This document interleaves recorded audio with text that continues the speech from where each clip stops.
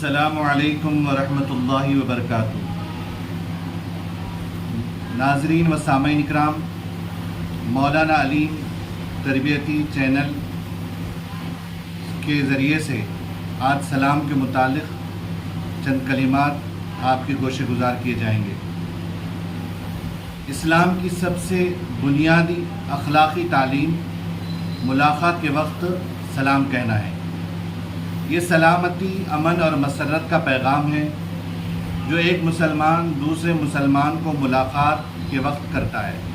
لہٰذا اپنے والدین، اولاد، رشتہ دار اور دیگر مسلمان بھائیوں سے ملتے وقت سلام کرنا چاہیے، کیونکہ ایسا کرنے سے محبتیں بڑھتی ہے۔ انسان کی پیدائش کے وقت سب سے پہلے یہی ادب سکھایا گیا، ملاقات کے وقت سلام کہنے کی ترغیب۔ اللہ تعالیٰ قرآن کریم میں ارشاد فرماتا ہے، اور جب تمہارے پاس ایسے لوگ آیا کریں جو ہماری آیتوں پر ایمان لائے تو ان سے سلام علیکم کہا کرو۔ خدا نے اپنی ذات پاک پر رحمت کو لازم کر لیا ہے۔ جو کوئی تم میں سے نادانی سے کوئی بری حرکت کر بیٹھیں، پھر اس کے بعد توبہ کر لیں اور نیکوکار ہو جائیں تو وہ بخشنے والا مہربان ہے۔ اہل ایمان کو سلام کہنا ضروری ہے، یعنی واجب ہے، بلکہ سلام کہنے سے مسلمانی کا اظہار ہوتا ہے۔ قرآن مجید میں ایک مقام پر اللہ تعالیٰ نے سلام کہنے کی تاکید یوں فرمائی، اور جب تم کو کوئی دعا دیں تو جواب میں تم اس سے بہتر کلمے سے اسے دعا دیا کرو، انہی لفظوں سے دعا دو یا انہی لفظوں سے دعا دو، جبکہ خدا ہر چیز کا حساب لینے والا ہے۔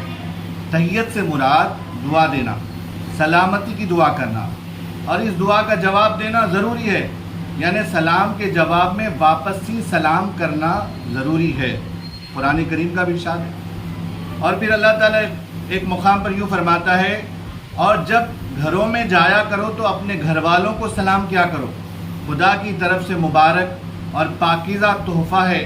اسی طرح خدا اپنی آیتیں کھول کھول کر بیان فرماتا ہے تاکہ تم سمجھو۔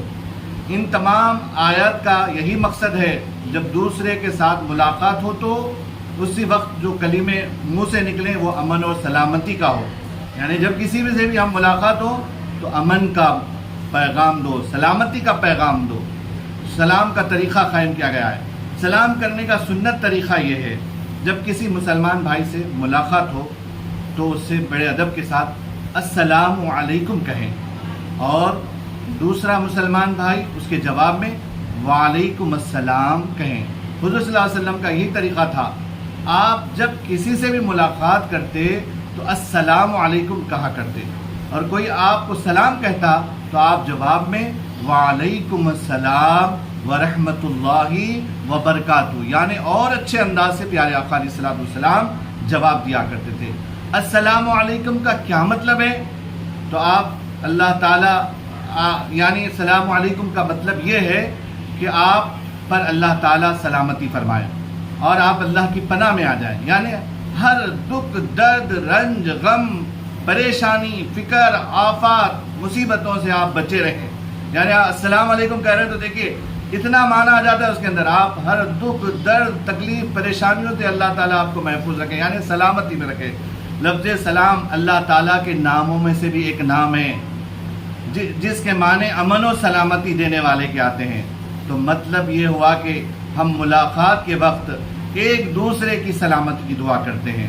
حضور کریم رؤوف الرحیم صلی اللہ علیہ وسلم کے بعد آپ کے صحابہ اور ان کے بعد آج تک آنے والے بزرگان دین اور علماء کرام نے اپنے اپنے حلقے اثر و اختیار میں سلام کرنے کا عملی طور پر تربیت دینے کا طریقہ قائم رکھا ہے۔